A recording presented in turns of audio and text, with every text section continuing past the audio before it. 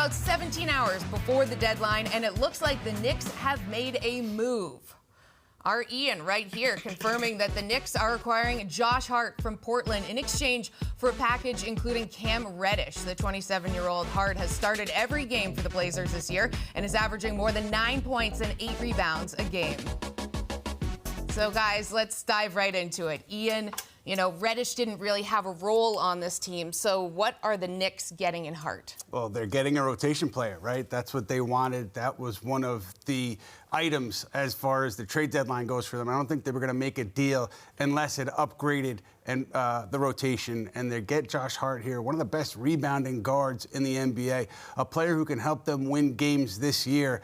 And they used Cam Reddish, and they used the pick, and they used Ranauchi Diacono and Svi Mihalik to get the deal done. So all in all, first reaction, I think a pretty solid job to get a rotation player back, a player that can help you right away. Not sure about his contract moving forward. He's got a player option on the deal, but I'm told that Knicks president Leon Rose, former CAA agent, I believe he was Josh Hart's agent, was very much in favor of this deal from the get-go, from day one, and the Knicks get it done here.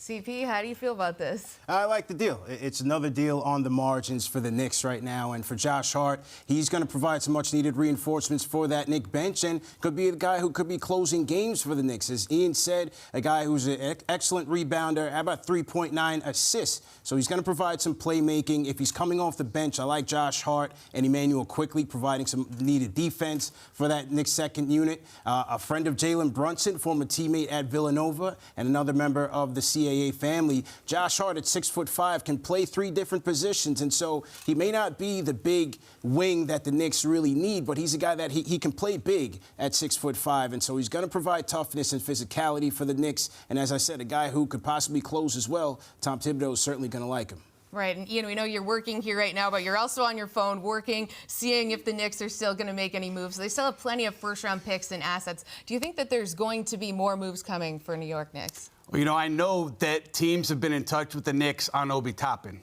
Several teams have been in touch with the Knicks as recently as today on Obi Toppin. And I think Indiana is a team that has had interest in Obi Toppin in the past. So that's something that I would keep an eye on. We've talked a lot about Toppin, his future, not getting a ton of time night in and night out with this Knicks team. Former number 8 pick for this Knicks squad, just hasn't seen the floor a ton. And I think the Knicks are going to continue to talk to teams about Toppin and see if there's a fit there, because his trade value is pretty high right now, entering an offseason where he's going to be a extension eligible. So tricky time for him. I would expect the Knicks to continue to explore their options there.